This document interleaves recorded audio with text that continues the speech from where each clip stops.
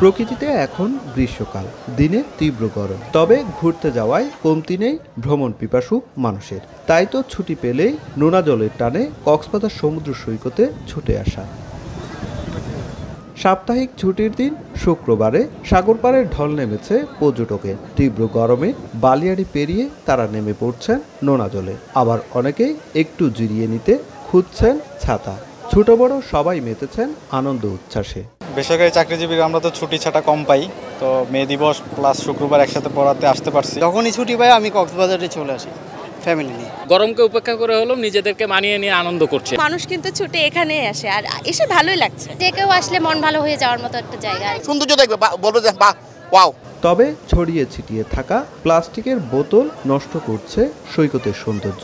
Dustbin থাকলেও হচ্ছে না ব্যবহার, যেখানে সেখানে ফেলা হচ্ছে পলিথিন, চিপসের প্যাকেট কিংবা চায়ের কাপ। আশেপাশের পরিবেশটার জন্য একটু চেঞ্জ হওয়া দরকার। প্লাস্টিক দ্রব্যগুলো যদি নিজ দায়িত্বে আমরা সংরক্ষণ করে নির্ধারিত জায়গায় ফেলি, তাহলে আমার মনে হয় সমুদ্র দূষণটা রক্ষা পাবে। কর্তৃপক্ষ বলছে সৈকত পরিচ্ছন্ন করে সরিয়ে দেওয়া হচ্ছে হকারদের। এক্ষেত্রে পর্যটকদেরও সচেতন হতে হবে। পর্যটক বাড়ছে, ময়লা আবর্জনা বাড়ছে, আমরা আমাদের সাধ্যমতো ক্লিনার নিয়ে আমরা কাজ চলমান।